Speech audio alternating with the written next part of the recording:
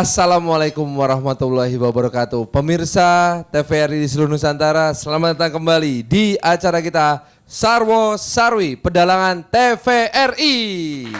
Wah, ini makin seru ini ceritanya. Sebelum saya memperkenalkan para narasumber kita dan sebelum saya menyapa Kidalang pakai tos jarak jauh, tos. Saya hanya akan mengantar sedikit sinopsis kisah pewayangan yang akan kita simak pada kesempatan kali ini, yaitu kisah tentang pertikaian para elit politik di kerajaan Wirata.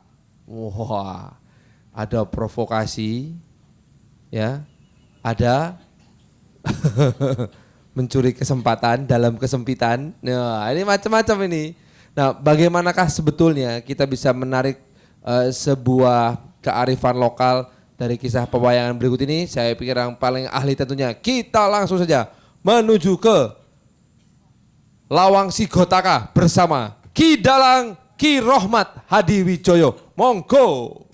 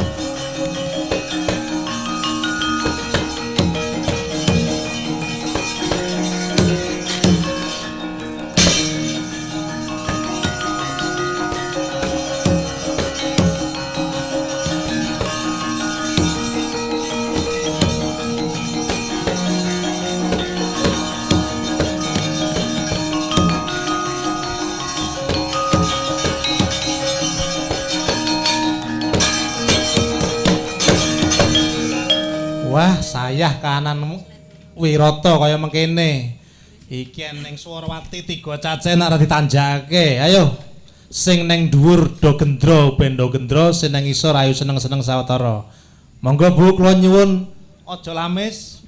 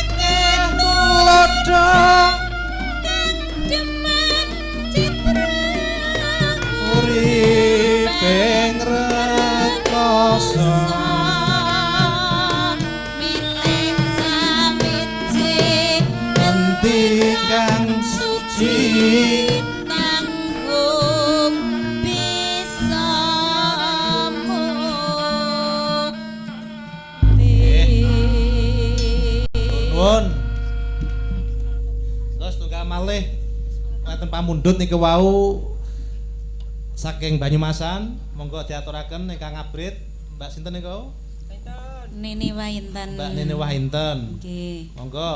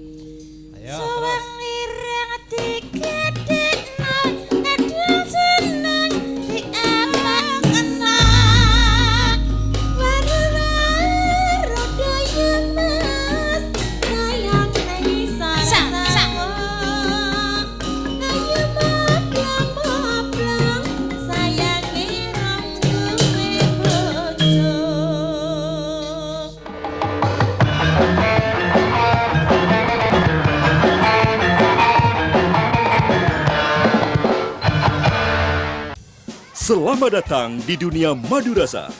Rasa madunya yang lezat membuat harimu ceria. Jadikan madu rasa bagian dari keseharianmu. Madu rasa, madu keluarga sehat. Madu rasa dari Air Mancur.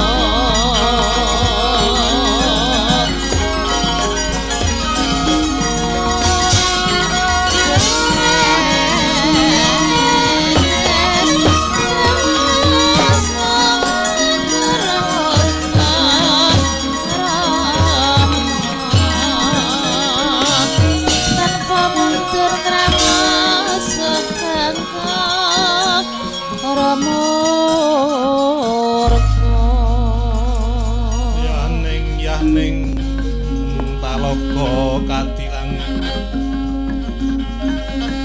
mambang tepas wulan upamaneka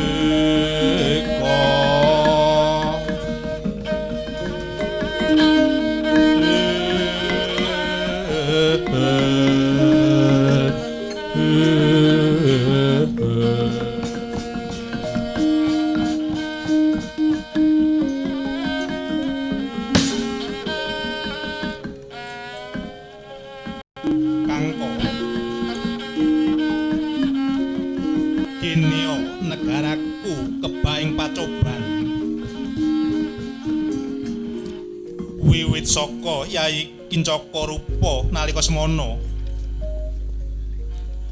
bakang rebut panguasaku ing Maswapati kene ya kerajaanku ana ing Wirata kene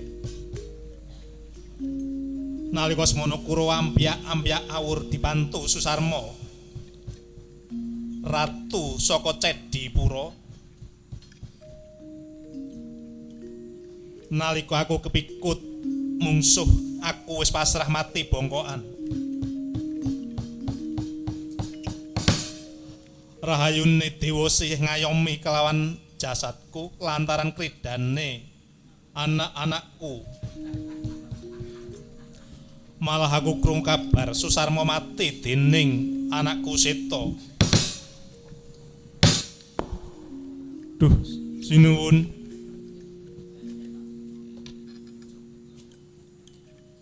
Kula kepareng matur prasaja.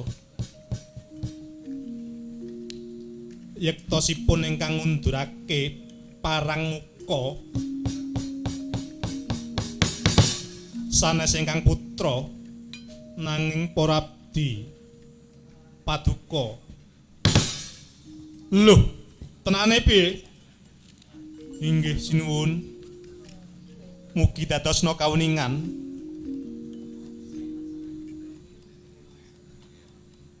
Susarmo pejah dening Jagal Bilawa, dening Kura mundur, dening Krida Watnala, dening Raden Wasangka trimah dados kusripun sinuwun. Nyata laruta saking Yudasa Kurukula. Yen to tanpa dosa sansri.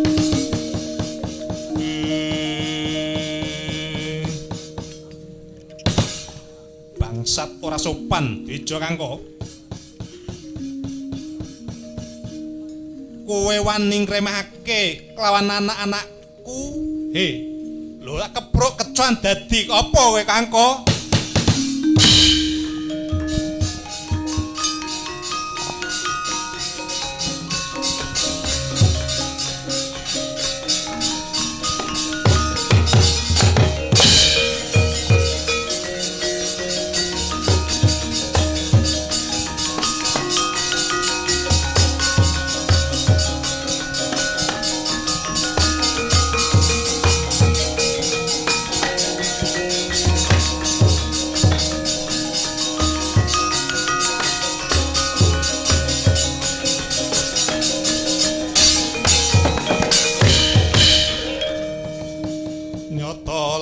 Saking Yudasa Kurukula.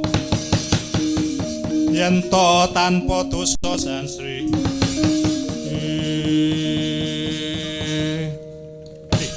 Salindri, kowe dhisik tak kon ninggat saka Klatan Wirata. Saiki isih nang kene.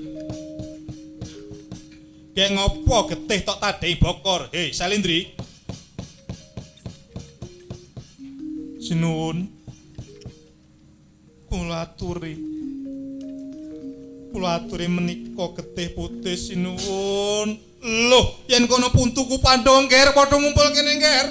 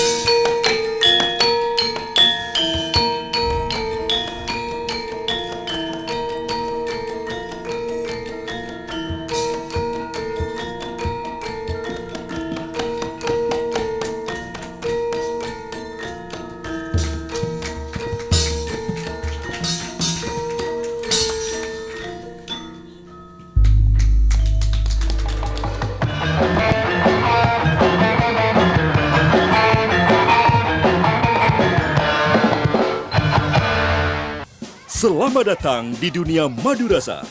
Rasa madunya yang lezat membuat harimu ceria. Jadikan madu rasa bagian dari keseharianmu. Madu rasa, madu keluarga sehat. Madu rasa dari air mancur.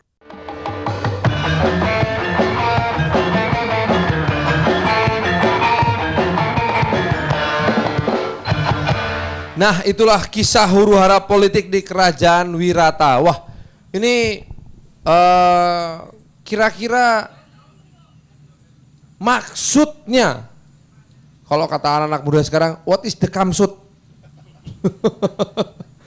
Maksud dari kisah ini dan juga aktualitasnya dengan keadaan sekarang nih, opo Ki Dalang, monggo. Jadi aktualisasi daripada cerita tadi, pemakzulan Prabu Matsopati bahwa niat untuk menurunkan pemimpin yang sah itu sudah ada dari dulu. Oh, gitu. Jadi ada namanya dislike dan like kan begitu. Jadi kayak iklan biskuit ya, biskuit. Sudah tradisi. Tradisi. Nah, disitulah terjadinya intrik-intrik politik yang pengen menurunkan kepemimpinan Prabu Matsopati di Wirata. Ya, dengan cara dengan cara dibuat semacam intrik seolah-olah pembangunan tidak berhasil. Rakyat masih menderita kekurangan sana sini, keamanan tidak terjamin kan begitu. Nah, akhirnya meminta secara konstitusi untuk mundur si Prabu Matsopati dengan cara adu jago tadi. Si Brotoseno merupakan jago dari si Prabu Matsopati, sedangkan dari kerajaan Kasepuhan, Kaneman, yaitu Kencokorupa yang ingin mengganti kedudukan si Prabu Matsopati dengan si Rajamala. Lah kesaktiannya Rajamala itu apa? Dia kalau dibunuh dimasukkan dalam sendang lagi, apa itu sumur itu dia hidup lagi. Oh, hidup lagi. Jadi begitu seterusnya seperti tadi dilihat itu kan. Akhirnya sumur dimasukin panah oleh si Harjuna, akhirnya begitu dimasukkan ke sumur bukan masih hidup tapi langsung badannya hancur lebur. Jadi intinya gitu Mas Fran. Jadi intrik politik sudah ada dari zaman dulu. Ya. Dan biasa dimulai dari lingkungan elit itu sendiri. Nah, seperti di Wirata ini kan kasusnya kan yang ingin menurunkan juga elit itu juga sendiri. Ropo Kencoko tadi itu sebenarnya masih saudara dengan Prabu Matsopati, tidak sabaran gitu. Satu ayah ya? Bukan, lain ibu dia. Iya, satu ayah lain ibu. Lain ibu ya. Jadi intinya itulah efek negatif dari poligami. Hati-hati. Nah, Ki Dalang, mohon izin saya ingin membahas ini dengan para narasumber kita. Monggo. Telah hadir bersama kita Pak Riki Rahmadi. Beliau ini wakil Sekjen Golkar. Sekaligus juga beliau ini adalah pemimpin redaksi dari Harian Umum Surakarya. Selamat datang. Selamat datang Pak Farwan, terima kasih. Terima kasih telah hadir di sini. Terima kasih. Ini perawakannya Brotoseno. Gagahnya sama loh. Dan juga hadir wartawan media Indonesia, ini bukan sembarangan wartawan, Mas Ono Sarwono. Selamat datang Mas. Selamat malam. Sugeng dalu para pemirsa TVRI. Sadap. Mau jadi dalang? Ini pilihan loh, mau jadi dalang apa mau jadi wartawan? Pencinta seni wayang aja. Alah. Nah, dari kisah wayang tadi menunjukkan bahwa sebetulnya perseteruan antar elit kekuasaan itu tampaknya sudah menjadi sebuah tradisi. Saya mungkin akan bertanya pada Pak Riki dulu. Pak Riki, apakah memang ketika menjadi elit penguasa, ya, atau sedikit dari orang-orang pilihan yang akhirnya menjadi pucuk-pucuk pimpinan, ya, dimanapun mereka berada, itu persaingan itu emang selalu terjadi. Dan bagaimana menyikapi persaingan ini? Ya, Mas Farhan, terima kasih. Jadi memang ya dalam kekuasaan di dalam elit politik maupun di dalam kelembagaan politik itu sendiri terjadi sebuah pertarungan atau persaingan di antara masing-masing elit. Baik itu di pemerintahan sendiri maupun juga di partai-partai politik. Banyak faksi faksional yang terjadi di berbagai macam kekuatan elit. Tapi kita dalam berbangsa dan bernegara ini kan ada aturan main. Ada konstitusi, ada undang-undang, dan juga ada aturan-aturan lainnya. Bahkan fatsun-fatsun politik pun ada dalam kehidupan berbangsa dan bernegara kita dalam kehidupan politik kita sehari-hari. Nah, oleh karena itu dalam kehidupan politik nasional kita memang terjadi berbagai macam hal-hal yang keluar juga dari pakem-pakem itu. Karena apa? Karena dorongan kekuasaan untuk orang mengambil kekuasaan itu. Karena berkuasa itu nikmat, Mas Farhan. Oh iya. Berkuasa Kok tahu? itu nikmat. Kalau Mas Farhan semuanya berkuasa jadi presiden misalnya kan, Mas Farhan kalau lewat jalan Tamrin sampai ke rumah Mas Farhan kan nggak perlu pakai macet-macet gitu kan, langsung lewat jalur tol ya, pakai forwarders dan segala macam. Begitu juga kalau Mas Farhan menjadi pejabat atau jadi menteri gitu, melalui mau berangkat kemana pun, Anda melalui fasilitas yang diberikan priority utama. Oleh karena itu pakai busway. Bukan pakai busway, jadi masuk dengan prioritas utama, ya kan, di VIP room, dapat pelayanan yang nomor 1 dan segala macam. Oleh karena itu banyak yang menggoda setiap insan manusia untuk berkuasa. Nah, godaan ini kadangkala tidak bisa sejalan juga dengan apa yang mereka dapatkan pengetahuan tentang kekuasaan itu sendiri. Karena pada saat bersamaan segala privilege itu hadir dengan tanggung jawab. Betul. Itu makanya tadi saya katakan ada mekanisme, ada aturan, ada tata kromonya, ada fatsun-fatsun politiknya. Oleh karena kalau itu tidak dipakai atau itu dilanggar, maka nafsu kekuasaan itu sangat bisa merusak tatanan itu. Oleh karena itu wajar aja banyak terjadi pemakzulan. Bahkan dari cerita Ki Dalang tadi, Ki Dalang Rohmat tadi mengatakan bahwa ini sudah ada dalam cerita-cerita pewayangan masa-masa lalu.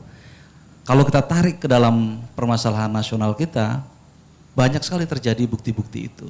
Dan bahkan dari mulai Majapahit sampai juga masa kemerdekaan. Dan ini terjadi.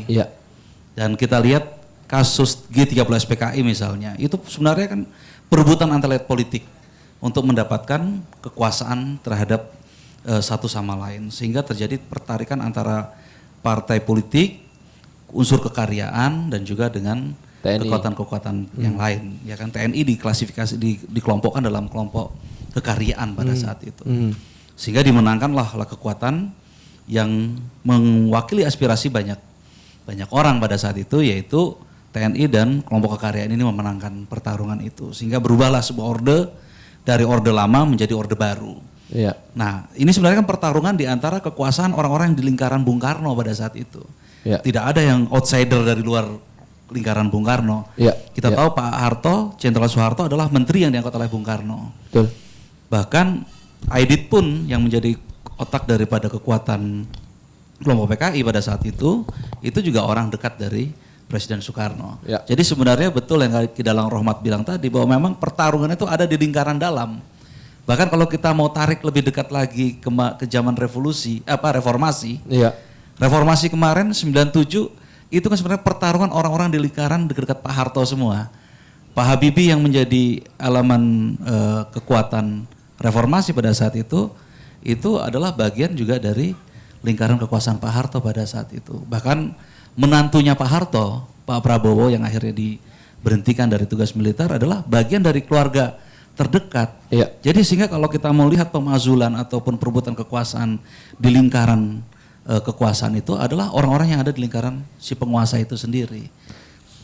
Artinya perlu ada sebuah kesiapan ya Mas Ono ya, untuk para pemimpin ini ketika terpilih, terseleksi. Karena bagaimanapun juga kita tidak mau pemimpin kita orang sembarangan. Ya toh? Dari mulai kualifikasi Satria Piningit, ya toh, sampai wakil rakyat, semua pilihan. Tapi ketika menjadi orang terpilih, apa kira-kira yang dibutuhkan untuk bisa bertahan? Bagi pemimpin ini harus mempunyai syarat-syarat tertentu ya. Artinya modal gitu ya. Model ini, apa modal? Modal misalnya kayak Pak Riki ini sebagai wakil rakyat harus punya modal. Modalnya apa? Sebagai wakil rakyat ini kan termasuk pangembating projo. Artinya? Artinya negara ini maju mundur jatuh bangun, sejahtera enggak rakyat itu tergantung para pangebating projo, termasuk para wakil DPR, pemimpin negara dan lain sebagainya. Jadi tadi Pak Dalang menceritakan bagaimana Kencoko Rupo Kencoko ingin mendungkel kekuasaan Prabu Matsopati, ya. Dia memakai berbagai cara. Ya. Tapi di luar konstitusi seperti Pak Riki bilang. Dia menyampaikan isu-isu tentang kemiskinan, kemelaratan, kejahatan ekonomi. Tapi itu gagal. Kemudian cara kedua, dia melakukan kekerasan. Ya, kekerasan itu anarki kalau konteks sekarang. Ya. Dia pakai Rojomolo itu. Nah, dalam Pak Dalang tadi menceritakan Rojomolo itu. Tapi semua itu karena tidak melalui jalur konstitusi, akhirnya kekuatan rakyat yang menang. Dan rakyat itu implementasinya dalam cerita Pak Dalang tadi adalah para Pandowo. Ya. Ya. Para Pandowo itu 5 itu kan semua menyamar. Sedang diasingkan. Ya, tadi diceritakan Pak Dalang Urahatnolo, ya, terus Dwijo Kangko, kemudian Nakulo Sadewo, semua menyamar sebagai wakil rakyat di situ, sebagai suara rakyat. Dan karena itulah Rojomolo bisa tewas oleh kuku Poncononyokannya Bimo. Tapi Bimo ketika diminta oleh Prabu Matsopati, ya, saya bukan membela Pak atau Prabu Matsopati, tapi saya berani membunuh Rojomolo karena rakyat. Jadi di sini Mas Farhan, dalam konteks politik sekarang ini, semua harus mempunyai modal. Artinya wakil rakyat itu tidak sembarangan, presiden tidak sembarangan, bupati tidak sembarangan, gubernur tidak sembarang. Artinya semua punya ilmu. Nah, kalau dalam dunia wayang itu ada lagi ilmu-ilmu yang perlu digali. Hasto Broto misalnya, itu perlu. Saya kira itu modal-modal yang harus diperlukan oleh para pangembating projo. Demikian Mas Farhan. Nah, dari mana kita bisa tahu? Mungkin ini pertanyaan untuk Pak Riki maupun Mas Sono. Dari mana kita tahu, kita rakyat, ya, ketika kita akan memilih bahwa dia ini memiliki modal yang disebut oleh Mas Ono tadi? Ya, sebetulnya dari kurikulum vitae kita tahu, track record yang bersangkutan tahu. Jadi kita memang memilih seseorang pemimpin jangan blank. Kita tahu Pak Farhan bagaimana, Pak Riki bagaimana, Pak Dalang bagaimana. Jangan asal dikasih uang, terus kita milih orang itu dengan mata tertutup. Ya, kita tidak tahu pemimpin itu siapa. Nah, itu berbahaya. Karena apa? Di tanganlah mereka itulah keputusan-keputusan yang akan lahir. Membayani gitu loh Mas. Iya. Pak Riki? Iya, dalam memilih pemimpin itu kan ada beberapa kriteria sebenarnya. Pada saat awal calon itu muncul kan dilihat apakah dia capable, apakah dia acceptable, ya kan? Dan dia mempunyai kemampuan yang bisa mendengar berbagai aspirasi rakyat. Nah, dalam memilih pemimpin, tentu rakyat ini tidak semuanya bisa meraba bahwa ini pemimpinnya akan benar, tapi minimal dengan ukuran-ukuran standar dia bisa melihat bahwa pemimpin ini akan bisa membawa aspirasi mereka. Iya. Nah, dengan dasar-dasar itulah sebenarnya dalam iklim demokrasi yang kita sejak reformasi mengalami proses demokrasi yang cukup baik, saya pikir ini satu standar baru di negara kita ya, untuk mendapatkan pemimpin itu mulai dari bupati, wali kota, gubernur, bahkan sampai presiden. Dan kita lihat dalam proses demokrasi yang terjadi dengan proses election, dengan pemilu, itu sudah nampak bibit-bibit kepemimpinan yang aspiratif. Ya. Walaupun di sana sini banyak kekurangan. Iya. Ya, toh kita juga harus mengakui bahwa tidak semua manusia itu juga sempurna. Oleh karena itu begitu juga dengan pemimpin, Pak. Jadi pemimpin tidak sempurna. Oleh karena itu makanya harus dilengkapi oleh perangkat-perangkat yang lainnya, yaitu apakah menterinya yang lebih capable, apakah wakil presidennya yang lebih baik, ya kan? Ya. Atau mereka saling bersinergi satu sama lain. Betul. Jadi juga nanti pada tingkat yang paling bawah sekalipun, di tingkat pemilihan lurah, nanti Pak Camatnya, Pak Bupatinya, Pak Gubernurnya. Nah itu juga yang bisa membawa aspirasi. Lah mungkin inilah yang terinspirasi Pak SBY kemarin ngumpulin retret itu di Bogor, di Bali, di Tambak Siring, di mana-mana untuk menyatukan satu persepsi pemikiran bagaimana pembangunan nasional itu bisa dicapai. Mengingat di sana sini masih banyak kekurangan terhadap diri beliau. Capable, acceptable, sama satu lagi loh Kidalang, aku khawatir dompet tebel perlu juga loh ya. Tapi kita akan bahas itu semua. Tentu saja setelah jeda berikut ini kita akan kembali lagi bersama-sama di Sarwo Sarwi Pedalangan TVRI.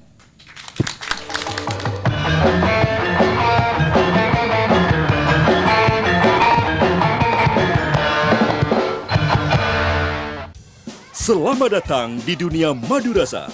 Rasa madunya yang lezat membuat harimu ceria.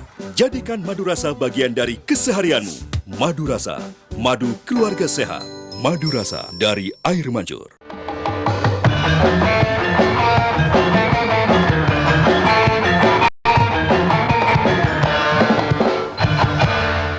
Pemirsa, terima kasih masih bersama kami di Sarwo Sarwi Pedalangan TVRI. Lah, ini nyambung obrolan yang kepotong tadi loh, Kidalang. Kita ini kan kalau pilih pemimpin ini antara idealisme plus pragmatisme. Acceptable-nya, capable-nya, sama dompetable-nya. Ditambah, ditambah satu lagi, tidak tercela. Nah. Tidak, wah, oke. Ini idealisme plus pragmatisme. Piye?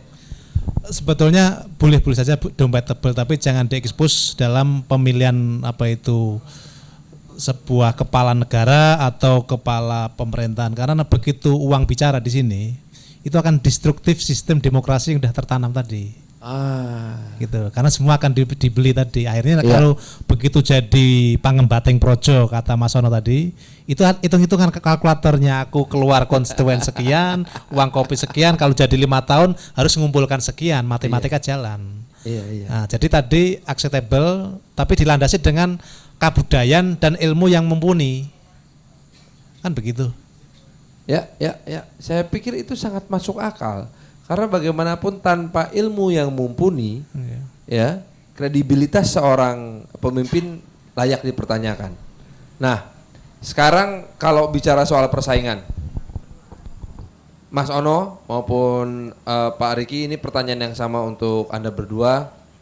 Apakah persaingan antar elit politik ini menguntungkan rakyat atau tidak?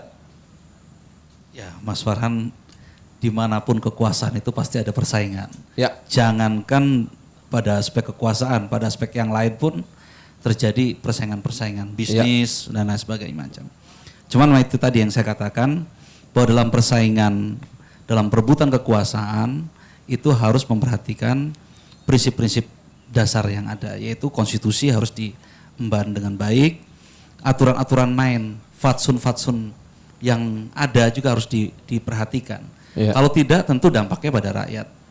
Kalau kita lihat berbagai macam pertarungan elit yang terjadi menjelang reformasi pada saat itu kan dampaknya rakyat yang semua yang kena. Nah, sementara rakyat tidak tahu apa yang terjadi di atas. Pertarungan yang di atas itu berdampak luar biasa kepada masyarakat di bawah. Misalnya pertarungan harga.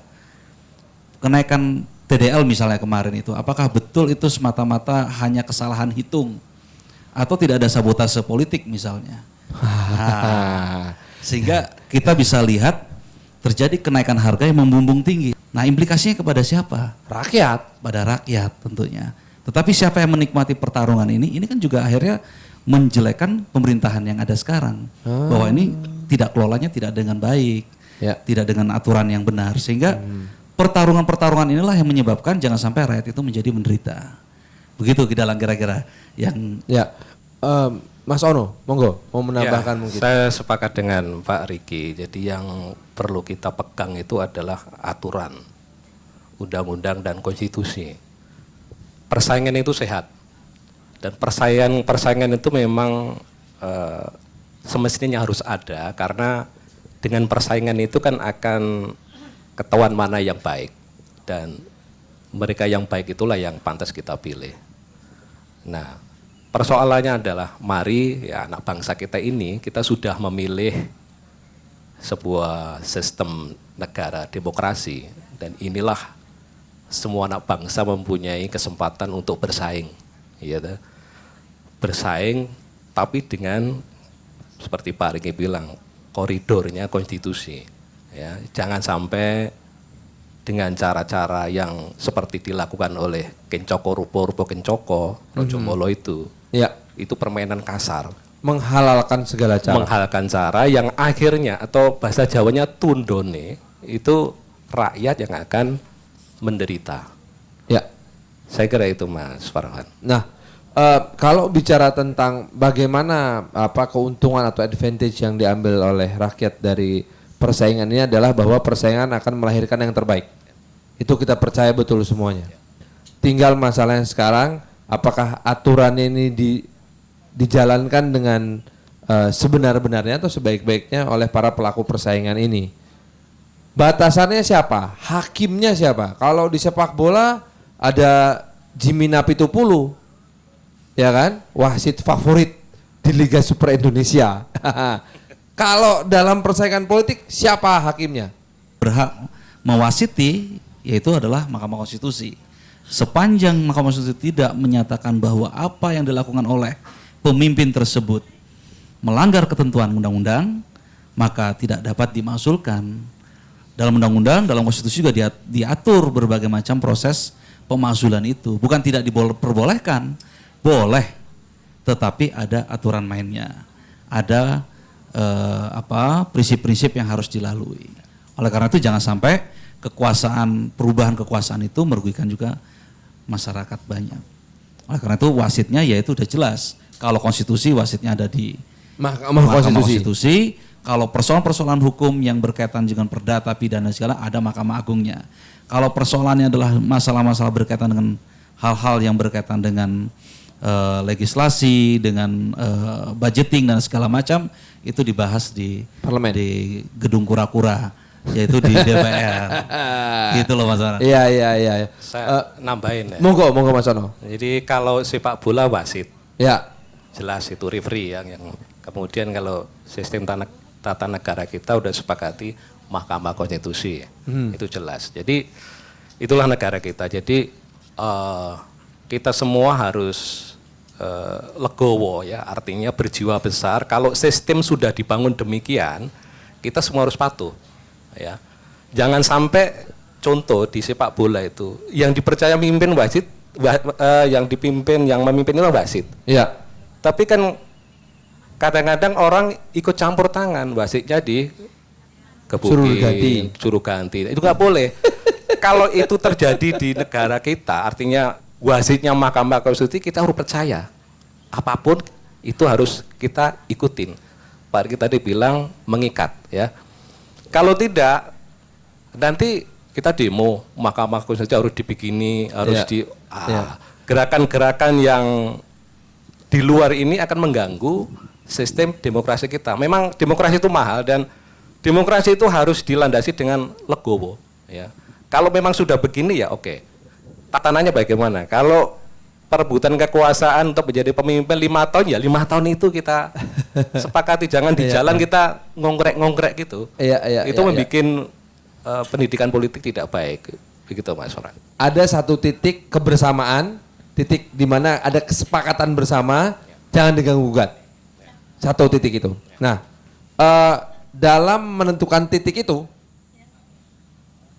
apakah kemudian perlu juga kesepakatan informal nggak? Iya, tentunya perlu. Kesepakatan informal itu misalnya kayak Setgab, kita lihat itu. Sekretariat Gabungan, ya kan? Dulu itu kan kekuatan koalisi yang bersatu untuk mengamankan keputusan-keputusan yang diambil oleh pemimpinnya. Betul. Nah, pemimpin ini kan keputusan bersama karena dia dibantu oleh para pembantu-pembantunya ini dari kekuatan-kekuatan koalisi yang lain. Oleh karena itu setiap keputusan-keputusan yang akan diambil di dalam gedung parlemen itu tentunya juga harus match ya, harus cocok atau sama dengan apa yang menjadi keinginan daripada kekuasaan itu, pemerintah itu gitu. Jadi makanya perlu kesepakatan-kesepakatan yang sifatnya informal karena tidak mengikat. Itu penting. Makanya juga di dalam keputusan-keputusan politik nasional pun dimanapun negara-negara yang baru tumbuh demokrasinya itu memang dibutuhkan kesepakatan elit. Karena untuk apa? Karena yang melakukan atau yang bisa membuat kekisruhan itu hanya elit-elit. Rakyat ini semuanya pada baik-baik semua. Jadi tapi rakyat kan jadi korban akhirnya dari pertarungan-pertarungan yang sebenarnya ini bisa dikompromikan. Gitu loh Mas Farhan. Mas Ono, pertanyaan terakhir Mas. Iya atau tidak nih pertanyaannya? Simpel sekali. Apakah para elit kita ini dalam mengambil keputusan terlalu kompromistis enggak? Sehingga menimbulkan kesan, wah kurang tegas nih Kidalang, piye iki?